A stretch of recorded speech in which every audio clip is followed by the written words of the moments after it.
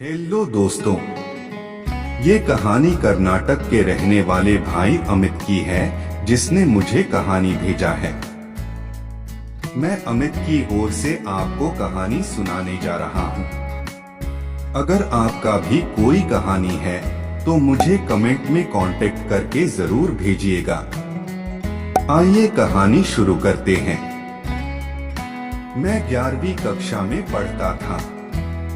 रोज school जाता था, लेकिन स्कूल के दोस्तों से ज्यादा घुला मिला नहीं था। मेरे स्कूल में 9वीं क्लास में एक लड़की पढ़ती थी जो रोज किसी न किसी बहाने से मेरे क्लास में आती थी। कभी अपनी कॉपी चेक करवाने तो कभी बुक हाथ में लिए हमारे टीचर से कुछ पूछने के बहाने क्लासरूम में आ जाती थी। आते जाते मुझे हल्का सा मुस्कुराते हुए देखती थी। एक दो बार उसने ऐसा ही किया तो मैंने उस पर गौर करना शुरू किया। अगली बार क्लासरूम में वो आई और मुस्कुराते हुए मेरे पास खड़ी हो गई। उसने मुझसे कहा, आपके पास 9वीं क्लास के नोट्स है, क्या मुझे दे सकते हैं? उस दिन हमारी पहली बातचीत के बाद से वो मुझे पसंद आने लगी थी।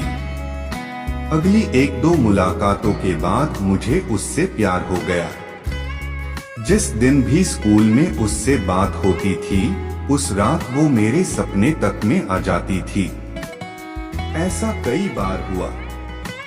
इसके करीब 1 महीने बाद उसने मुझे एक लेटर दिया, जिसके आखिर में लिखा था, आई लव यू तुम्हारी कोमल। इस पर मैंने भी उसे एक लेटर लिखा जो मेरा पहला प्रेम पत्र था।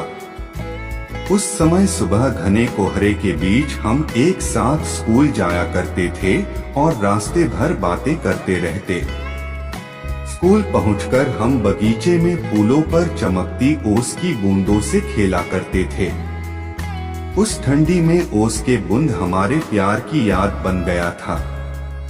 कुछ महीनों बाद हमारा एग्जाम कंप्लीट हो गया और गर्मी की छुट्टी हो गया और हमारा मिलना भी बंद हो गया। वो अपनी छुट्टी बिताने अपने नानी के घर चली गई थी। मैं उसकी याद में तड़पता रहा और वो बिताए हुए पल को याद करता रहा।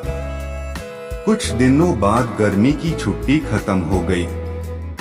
मैं बहुत खुश था कि अब हम मिलेंगे, पर वो वहां से कभी आई ही नहीं। पूछने पर पता चला कि वो अब इस स्कूल में नहीं पढ़ेगी और वो अपने नानी के गांव में ही पढ़ेगी।